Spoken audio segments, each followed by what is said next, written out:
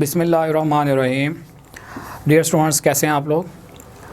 Students, आज जो है वो हम लोग अपना चैप्टर नंबर 2 स्टार्ट करने जा रहे हैं और चैप्टर 2 की स्टार्टिंग से पहले लेक्चर 1 के अंदर मैं चैप्टर 2 की जो बेसिक्स हैं ना, जो इम्पॉर्टेंट बातें चैप्टर 2 के वाले से यहाँ पर की गई हैं वो मैं आपसे डिस्कस करूँगा पहले। उसके बाद जो है वो इस चैप्टर का जो आगे आप देखोगे इसकी एक्सरसाइज में जो उसका पोर्शन है वो न्यूमेरिकल बेस सारा पोर्शन है और इसमें डेफिनेटली थ्योरी के साथ न्यूमेरिकल्स भी आएंगे। चैप्टर 1 की तरह सिर्फ थ्योरी नहीं है बल्कि साथ न्यूमेरिकल्स भी हैं। तो इसमें मैंने शॉर्टली आपको बुक के वाले से जो है वो थोड़ा सा रिव्यू देना है और उसके बाद फिर हम आगे चलेंगे। इसमें जो है वो सबसे पहले आप देखो पेज नंबर मेरे पास यहाँ पर बुक का 27 है और 27 पेज पर जो है वो एक हेडिंग दी हुई है उसने, what is an event. Event किसको कहते हैं? तो यहाँ पर जो है वो इवेंट के वाले से बात हो रही है, लेकिन उससे ऊपर जो है ऊपर वाली जो लाइन है वो भी बड़ी इंपॉर्टेंट है, पढ़ने वाली है, जो थोड़ा सा उसने बोल्ड करके जो है वो लिखी हुई है। उसमें क्या लिखा हुआ, business event which can be measured in terms of money and which can be recorded in the books of account is called a transaction. Basically ये जो लाइन है, इस लाइन के अंदर उसने एक्सप्लेन किया है कि ट्रांजेक्शन किसको कहते हैं। उर्दू में अगर हम इसके मीनिंग देखें तो लेन देन की सेंस में आते हैं, यानी जो अगर मैं चीज़ें ख़रीद रहा हूँ और पैसे दे रहा हूँ या चीज़ें बेच रहा हूँ और पैसे ले रहा हूँ या मेरा कोई ख़र्चा हो रहा है, ठीक है, उसके अगेंस्ट मैं पैसे दे रहा हूँ, तो ये जो है वो मेरा लेन देन कहलाएगा। तो ट्रांजेक्शन्स की वो उसने डेफिनेशन बताई है। उसने कहा जी बिज़नेस में ट्रांजेक्शन होती है और कोई भी जो लेन देन होता है वो बिज़नेस का जो है ना वो इवेंट होता है। यानी इवेंट के हवाले से अगर हम देखें तो इवेंट जो है हम कहते हैं वाक़ये को। तो यहाँ पर वो कहता है जी इवेंट है क्या। बेसिकली इवेंट जो है वो कहता है दो तरह के होंगे अकाउंटिंग के अंदर। एक है जी मॉनेटरी इवेंट और दूसरा है नॉन मॉनेटरी इवेंट। मॉनेटरी का जो वर्ड है वो मनी से निकला, तो वो तमाम इवेंट्स जिनका ताल्लुक पैसे के साथ होगा उन इवेंट्स को हम नाम देंगे मॉनेटरी इवेंट। और नॉन मॉनेटरी इवेंट, जैसा कि आपको हेडिंग से ही पता लग रहा है, जिनका ताल्लुक जो रिलेट नहीं करते होंगे पैसे के साथ, वो नॉन मॉनेटरी इवेंट्स कहलाएंगे। अब यहाँ पर आप ये बात याद रखिएगा कि जब भी हमने बिज़नेस के अंदर रिकॉर्डिंग करनी होती है तो रिकॉर्डिंग जो है वो हमेशा हम मॉनेटरी इवेंट्स की करते हैं, नॉन मॉनेटरी इवेंट्स की रिकॉर्डिंग नहीं करते। नॉन मॉनेटरी का मतलब वो इवेंट्स, वो वाक़ियात या वो ट्रांजेक्शन्स जिसमें जो है वो पैसे इन्वॉल्व नहीं है। अब यहाँ पर जो है उसने मॉनेटरी इवेंट्स के वाले से एग्जांपल्स दी हुई हैं कि आप डेली शॉपिंग जो करते हो या मैरिज सेरेमनी या बर्थडे एनिवर्सरी है, मैरिज एनिवर्सरी है, इसमें पैसे खर्च होते हैं, तो ये सारे के सारे जो है वो मॉनेटरी इवेंट है। और नॉन मॉनेटरी इवेंट्स के वाले से अगर देखा जाए तो अगर कोई गेम जीती जाए या डिलीवरी का लेक्चर इन अ मीटिंग, कोई आप लेक्चर जो है वो फ्री ऑफ कॉस्ट दे रहे हैं या कहीं पर आप मीटिंग में लेक्चर दे रहे हैं, तो उसके अगेंस्ट अगर आप पैसे नहीं ले रहे तो वो एक नॉन मॉनेटरी इवेंट है। विंडो शॉपिंग भी अगर आप कह सकते हैं, आप बाज़ार गए हैं, जाके जस्ट आपने जो है वो चीज़ों को देखा है, प्राइसेस पूछी हैं और कोई चीज़ ख़रीदी नहीं है, तो वो आपका नॉन मॉनेटरी इवेंट कहलाएगा। तो ये उसने शॉर्टली एक्सप्लेन किया हुआ है। डेफिनेशंस इनकी मैं आपको फिर बता दूं कि बुक के एंड पर मौजूद हैं और 2-2, 3-3 लाइन्स की हैं। ये पूरे पैराग्राफ आपको पढ़ने की, याद करने की ज़रूरत नहीं है। बेसिक कॉन्सेप्ट का समझना ज़रूरी है और कॉन्सेप्ट ही आपको एक्सप्लेन करना होता है पेपर में। उसके बाद आप नेक्स्ट पेज पर आएँ तो इसमें जो है वो उसने इवेंट्स के वाले से कुछ फीचर्स दिए हुए हैं। फर्स्ट वन पर क्या आ रहा है, देयर मस्ट बी 2 पार्टीज़। कोई भी इवेंट अकर होने के लिए, किसी भी वाक़ये के लिए 2 पार्टीज़ का होना ज़रूरी है। और सेकंड नंबर पर क्या कह रहा है, the event must be measurable in terms of money. वही बात जो मैं बता चुका हूँ आपको कि इवेंट नंबर 1 पर क्या हो कि पर्सनस हों, लाइक ए और बी हैं, ये आपस में कोई भी ट्रांजेक्शन कर रहे हैं, कोई भी इनके दरमियान लेन देन हो रहा है, तो वो लेन देन इनका इवेंट कहलाएगा। और वो इवेंट किस फॉर्म में होना चाहिए, मॉनेटरी फॉर्म में, यानी कि पैसों की सूरत में होना चाहिए। और आगे कहता था event must result in transfer of property और सर्विसेज, कि जो भी इवेंट हो उसमें जो है वो या तो आप प्रॉपर्टी ट्रांसफ़र कर रहे हो या आप कुछ सर्विसेज अपनी ट्रांसफ़र, यानी मैं अगर लाइक गुड्स सेल कर रहा हूँ तो मैं अपनी एक सर्विस दे रहा हूँ और गुड्स को जो है वो सेल कर रहा हूँ बी को, ठीक है। या अगर मैं जो है वो लाइक एक मिस्टर ए जो है वो एक लॉयर है और लॉयर जो है वो बी को सर्विसेज दे रहा है, तो ये बेसिकली इसके रिवॉर्ड में जो है वो लॉयर से पैसे लेगा, तो हम इसको नाम देंगे कि ये भी क्या है, एक मॉनेटरी इवेंट है। उसके प्रॉपर्टी के राइट्स देने का मतलब क्या कि ए गुड्स थी ए के पास, बी ने जो है वो ए को पैसे दिए और ए ने जो है वो चीज़ें बेच दी बी को, तो इसका मतलब है कि ए ने अपने जो प्रॉपर्टी राइट्स हैं, मिल्कियती हकूक जो गुड्स के ए के पास थे, वो उसने बी को दे दिए कि आपने मुझे चूँकि पैसे दे दिए हैं लिहाजा चीज़ें आपकी हो गई। उसके बाद कहता है द मस्ट ये हो गया। उसके बाद क्वांटिटेटिव चेंज और क्वालिटेटिव चेंज की डेफिनेशन आ रही है, ये बुक के एंड पर भी मौजूद होगी। इसमें वो कह रहा जी this change the total value of assets और liabilities of a business concern. Suppose machine of ₹50,000 is destroyed. आपने मशीन के वाले से उसने एग्जांपल दिया कि मशीन बिज़नेस के अंदर मौजूद है और वो ख़राब हो गई है, डैमेज हो गई है, तो आप जो है वो उसको मेजर कर सकते हो, उसका लॉस जो है वो आप देख सकते हो। क्वांटिटेटिव का मतलब जो क्वांटिटी में आ जाए, जो गिना जा सके। एक है क्वालिटेटिव लॉस। क्वालिटेटिव लॉस का मतलब ये है कि जो है वो आपके जिसकी आप मेजरमेंट ना कर सकते हो, ठीक है। क्वालिटेटिव का मतलब क्वालिटी से निकला है और क्वांटिटेटिव का मतलब क्वांटिटी से निकला। तो ये शॉर्टली जो इनकी डेफिनेशन आपको बुक के एंड पर मौजूद मिलेंगी। उसमें जो नेक्स्ट आपकी क्लासिफिकेशन आ रही है, क्लासिफिकेशन के अंदर उसने कहा कि जी ट्रांजैक्शन जो है वो दो तरह की होती है, यानी लेन देन दो तरह का होता है। एक होता है जी कैश ट्रांजैक्शन और एक ट्रांजैक्शन हम कहते हैं क्रेडिट ट्रांजैक्शन को। एक टाइप ऑफ ट्रांजैक्शन है क्रेडिट ट्रांजैक्शन। कैश ट्रांजैक्शन के अंदर क्या होगा कि जो भी लेन देन हो रहा होगा वो कैश की बेस पर हो रहा होगा, यानी चीज़ें खरीदी हैं, पैसे दे दिए हैं, चीज़ें बेची हैं, पैसे ले लिए हैं। क्रेडिट ट्रांजैक्शन में क्या होगा कि अगर मैंने गुड्स सेल किए हैं तो कस्टमर जो कहता है जी मैं 5 दिन तक आपको पैसे दूंगा, तो वो एक क्रेडिट ट्रांजैक्शन। या अगर मैं कहीं से कहीं कोई चीज़ खरीद लेता हूँ और मैं उनसे कहता हूँ कि जी मैं अभी पेमेंट नहीं कर सकता, कल दे दूँगा या परसों दे दूँगा, तो ये ट्रांजैक्शन जो है वो आपकी क्रेडिट ट्रांजैक्शन कराएगी। पेपर ट्रांजैक्शन का मतलब क्या है कि जी where there is no question of meeting the value of a transaction it is regarded as a paper transaction. Example उसने दी हुई है कि जी 500 रुपया लॉस हो गया। अब इससे जो है वो क्या होगा, this changes my financial position, my properties decrease in the value by 500, but there is no question of meeting the value of such a transaction, this is a paper transaction. इसका मतलब ये है कि ऐसा कोई लेन देन जिसका future में जो है वो आपको वैल्यू मिलने का चांस ना हो, आपको बेनिफिट मिलने का कोई चांस ना हो, ऐसी ट्रांजैक्शन, ऐसा लेन देन जिसका आपको फ्यूचर में कोई बेनिफिट ना मिल रहा हो, उसको आप बोलोगे पेपर ट्रांजैक्शन। उसके बाद एक्सटर्नल ट्रांजैक्शन और इंटरनल ट्रांजैक्शन की उसने डेफिनेशंस बताई हुई हैं। उन्होंने कहा जी ऐसी कोई भी ट्रांजैक्शन जो बिज़नेस से बाहर हो उसको जो है वो एक्सटर्नल ट्रांजैक्शन कहेंगे, और इंटरनल का मतलब है कि कोई भी ऐसी ट्रांजैक्शन जो बिज़नेस की बाउंड्री के अंदर हो उसको जो है वो इंटरनल ट्रांजैक्शन कहेंगे। इंटरनल ट्रांजैक्शन, अब यहाँ पर जो उसने मिसालें दी हुई हैं उसमें ये कहा हुआ है कि जी लाइक एक बिज़नेस है और एक पर्सन है मिस्टर सी, वो आता है और बी, ये बिज़नेस से जो है वो गुड्स परचेज करता है, यानी बिज़नेस जो है वो गुड्स सेल कर रहा है। तो बिज़नेस यहाँ पर मिस्टर सी जो है ना वो एक आउटसाइडर है। तो ये जो ट्रांजैक्शन हो रही है ना बिज़नेस और मिस्टर सी के दरमियान, इसको हम नाम देंगे यहाँ पर एक्सटर्नल ट्रांजैक्शन। एक्सटर्नल का मतलब बैरूनी है और इंटरनल का मतलब अंदरूनी है। अंदरूनी ट्रांजैक्शन के हवाले से वो कहता है जिसमें कोई आउटसाइड पर्सन इन्वॉल्व नहीं होता या कोई इदारा इन्वॉल्व नहीं होता, उसको इंटरनल कहते हैं। फॉर एग्जांपल जी लॉस ऑफ फर्नीचर है by fire, decrease in the value of asset on account of use depreciation. अगर फर्नीचर जो है वो आग लगने की वजह से डैमेज हो गया, ज़ाया हो गया, तो हम कहेंगे कि ये जो ट्रांजैक्शन या ये जो इवेंट हुआ है ये बिज़नेस के बाउंड्री के अंदर हुआ है, लिहाजा इसको आपने इंटरनल ट्रांजैक्शन का नाम देना है, ठीक है। और उसको डेफिनेटली आप इन टर्म्स ऑफ मनी जो है वो मेजर कर रहे हो कि कितने का फर्नीचर जो है वो आग लगने की वजह से डैमेज हुआ। और इस तरह से जो उसने कहा जी on account of use of और एन एसेट, यानी कि जब आप एसेट को इस्तेमाल करते हैं तो इस्तेमाल करने के साथ साथ उसकी वैल्यू में कमी आती है, उस कमी को नाम दिया जाता है डेप्रिसिएशन का। तो यहाँ पर ये डेप्रिसिएशन के नाम से आगे आईकॉम पार्ट 2 के अंदर पूरा चैप्टर है, तो ये भी बिज़नेस की इंटरनल ट्रांजैक्शन कहलाएगी।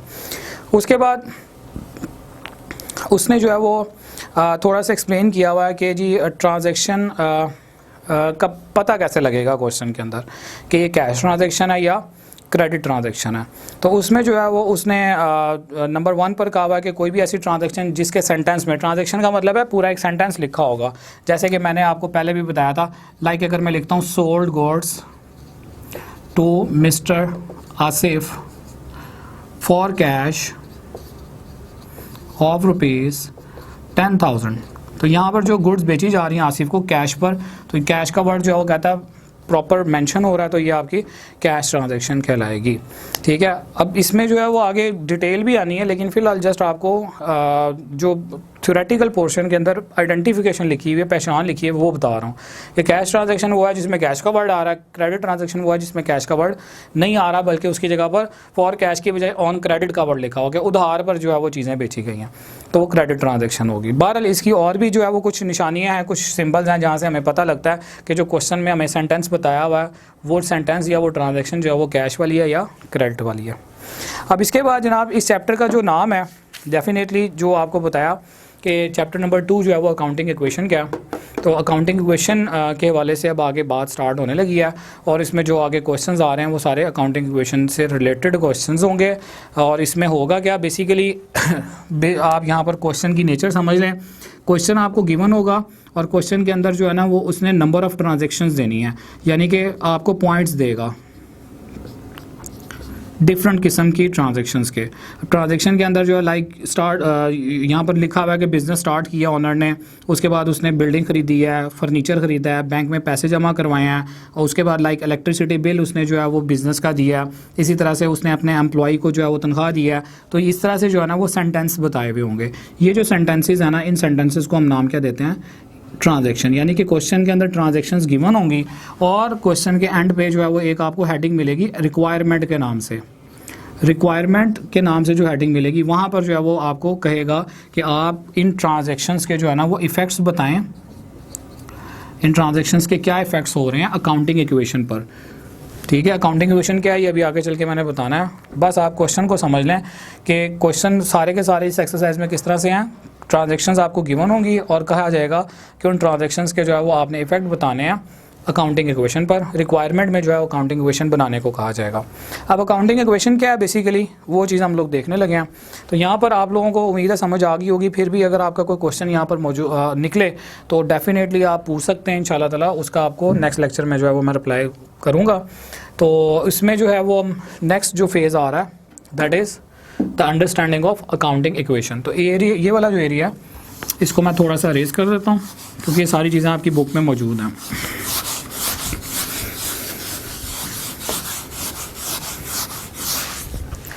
देखें जी, जिस तरह मैथ की इक्वेशंस होती हैं इसी तरह से अकाउंटिंग की भी एक अपनी इक्वेशन है जिसको नाम दिया जा रहा है अकाउंटिंग इक्वेशन का। और अकाउंटिंग इक्वेशन के हवाले से अगर देखा जाए तो there are two sides of this equation. एक होगी जी लेफ्ट हैंड साइड और एक होगी राइट हैंड साइड। जो लेफ्ट हैंड साइड है वहाँ पर आपने लिखना है बिज़नेस के एसेट्स को, और राइट हैंड साइड जो होगी वहाँ पर आप लिखेंगे बिज़नेस की लायबिलिटीज़ को, और इसमें साथ ऐड करके लिखा जाएगा कैपिटल को। यानी कि इन शॉर्ट अगर मैं बात करूं तो अकाउंटिंग इक्वेशन जो है वो इन तीन टर्म्स को मिलाने से बनती है, जिसमें एसेट्स बराबर होंगे लायबिलिटीज़ जमा कैपिटल के। एसेट के हवाले से मैं आपको बता चुका हूं कि हर वो चीज़ जो जिससे बिज़नेस को बेनिफिट होता है, कारोबार को फ़ायदा होता है और वो बिज़नेस की मिल्कियत में होता है, उसको आप एसेट कहते हैं। जैसे लैंड है, बिल्डिंग है, प्लांट है, मशीनरी है, फर्नीचर है। इसी तरह से जो है वो हर वो चीज़ या गाड़ियाँ हैं कंपनी की, अपनी ट्रांसपोर्ट है, तो हर वो चीज़ जिससे बिज़नेस या बैंक में पैसे रखे हुए हैं या हमारे पास कैश पड़ा हुआ है, वो तमाम चीज़ें जिनसे बिज़नेस को फ़ायदा हो रहा होता है उनको आप एसेट्स कहते हो।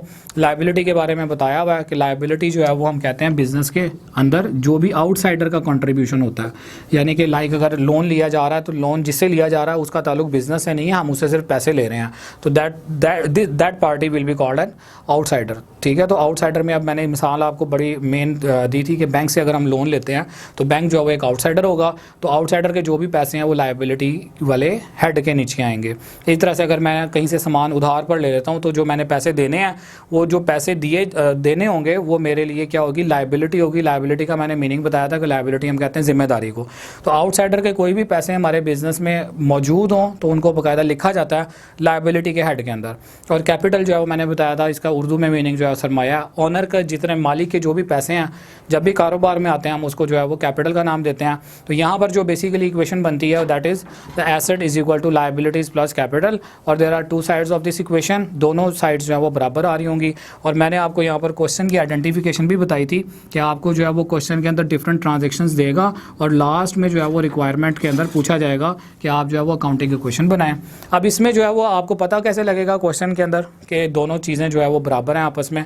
यहाँ पर आप याद रखिएगा जो भी आप ट्रांजेक्शंस के इफ़ेक्ट्स कर रहे होंगे सॉल्व, एंड पर जब आप उन इफ़ेक्ट्स को आपस में कैलकुलेट करेंगे, टोटल करेंगे, यानी एसेट साइड पर अगर 10 रुपीज़ टोटल आ रहा है ना तो लायबिलिटी साइड का भी जो टोटल होगा वो 10 रुपये आना चाहिए। तो इसका मतलब है अगर दोनों साइड्स का टोटल जो है वो इक्वल आ रहा है तो इट मीन्स आपका क्वेश्चन जो है ना वो ठीक है।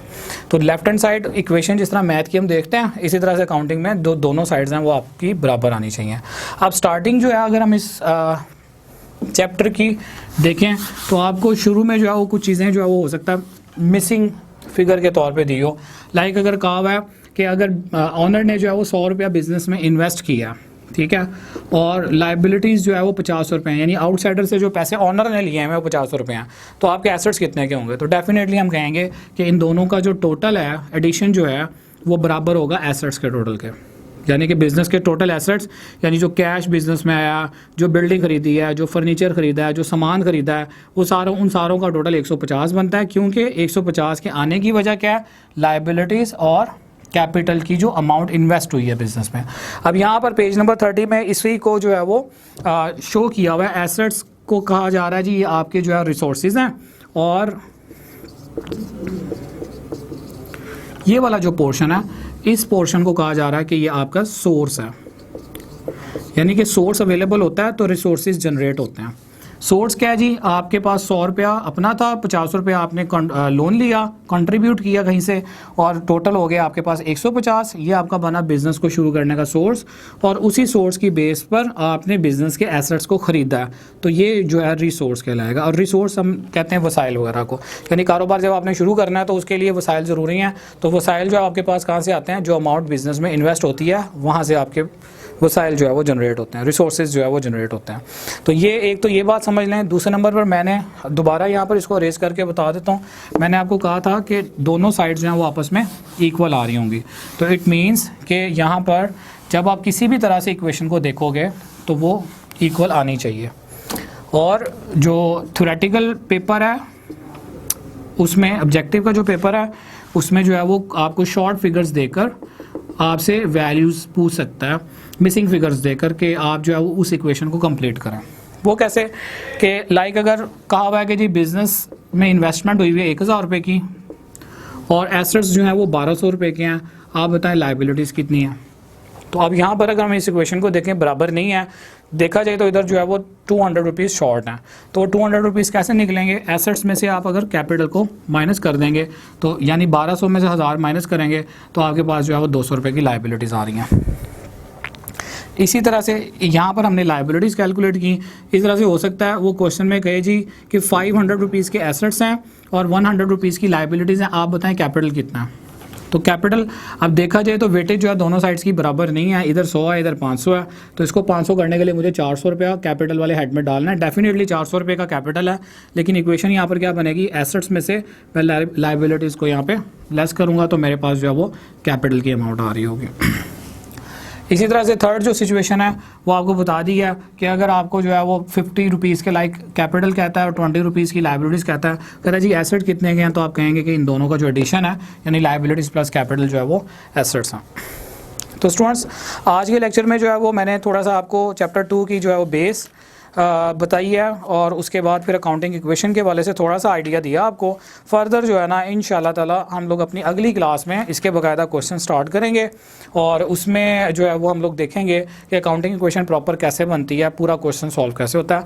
आज के लेक्चर के वाले से अगर आप लोगों का कोई क्वेश्चन हो, कोई बात हो, कोई भी चीज़ आपने पूछनी है, तो वो आप जो है वो मुझे ईमेल कर सकते हैं या अपने कमेंट्स में जो है वो आप लिख सकते हैं। और इसमें फर्दर ये भी आपको मैं बताता चलूँ कि अभी ये स्टार्टिंग है, तो इसमें जो इम्प्रूवमेंट्स वगैरह आप समझते हो कि होनी चाहिए, मैंने बेसिकली जो प्लान किया हुआ वो यही है कि आपको इंशाल्लाह ताला क्वेश्चन टू क्वेश्चन जो है वो चीज़ें समझाऊंगा। जो क्वेश्चंस आपके मैच कर रहे होंगे एक दूसरे से, उसमें एक मैं सॉल्व करवा दूंगा, एक जो है वो आपके एंड पर जो है वो मैं रखूंगा। तो उसमें मीन्स टू से कि इंशाल्लाह ताला कोई 80 to 90% जो अकाउंटिंग के क्वेश्चन है वो यहाँ बोर्ड पर सॉल्व होंगे।